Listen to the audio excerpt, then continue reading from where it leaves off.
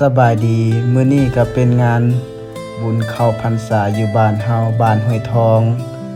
อยู่วัดโพนทองไสยราชเนาะอยู่บ้านห้วยทองตั้งอยู่บ้านเหนือ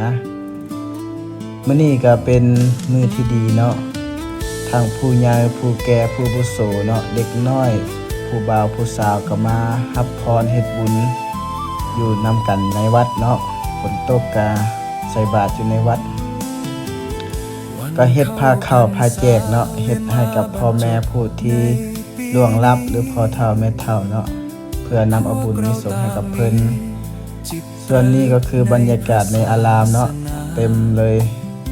มไปด้วยบรรยากาศที่คึกคักแล้วก็มีคนหลายคนมาเพื่อถวายข้าวอาหารแล้วก็เฮ็ดผ้าแจกมาวางไว้เนาะอันนี้ก็คือบรรยากาศรอบอารามเนาะจะมีทุกๆรุ่นทุกๆคนก็มีเด็กน้อยผู้ใหญ่เนาะแล้วก็ผู้เฒ่าผู้แก่เพิ่นนั่งอยู่ในนี้เนาะส่วนด้านนอกนี่ก็สิเป็นเฮ็ดเป็น2แถวตรงเลยเนาะสิใส่บาตรก็ให้ยืนแบบนี้เลยเนาะผู้หญิงเพิ่นก็สินั่งลงเนาะเฮาก็ใส่บาตรเพราะว่าฝนตกหลายเนาะมันบิณฑบาตเดินวัดบ่ได้เนาะก็เลยเข้ามาในอารามเพิ่นก็จะเฮ็ดเป็นราคาต่อออกมาเนาะสำหรับฝนตกเราจะยืนแบบนี้ใส่บาตรเนาะแต่ละคนก็แต่งตัวมาแบบยิ้มแย้มแจ่มใสจิตใจเมตตาเอื้อเฟื้อไปด้วยความสุขเนาะมาแต่เพื่อนตั้งใจมาใส่บาตรเฮ็ดบุญในมื้อนี้เพื่อเข้าพรรษาไปนำกันเนาะเข้าพรรษามื้อนี้ก็ขอให้ทุกคนทั้งผู้เฒ่าผู้แก่หนุ่มน้อยเด็กน้อยผู้บ่าวผู้สาวทุกคนมีแต่ความสุขประสบผลความสำเร็จในเวียกงานเนาะให้ร่ำให้รวยเฮ็ดสิ่งใดสมหวังดังคำปรารถนาทุกคนเด้อสาธุขอให้ทุกคนมาเฮ็ดบุญขอให้ทุกคนมาร่วมใจกันสร้างบุญนำกันเนาะอยู่บ้านห้วยทองเฮาถึงฝนที่ตกแห้งปานใดแต่ว่าเฮาก็มีความสุขหลายเนาะที่ได้มาเฮ็ดบุญในมื้อนี้ก็จะได้เริ่มใส่บาตรเนาะ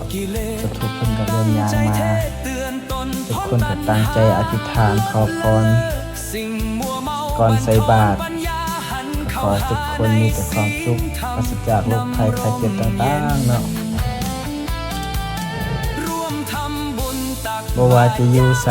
อยู่ใกล้หรือไกลเนาะก็ล้วนแต่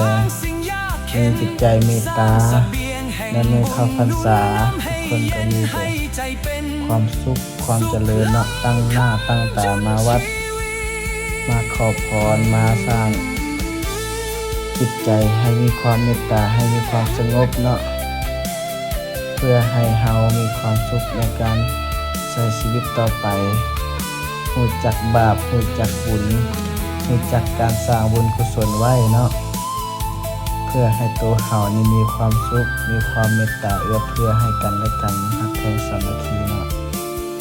สำหรับผู้ใดที่เข้ามาเบิ่งคิดฮอดบ้านก็เบิ่งคลิปนี้ได้เนาะประเทศเวียดหรือประเทศไทยอยู่ต่างประเทศก็อย่าลืมเข้ามาเบิ่งกดไลค์กดแชร์เด้อ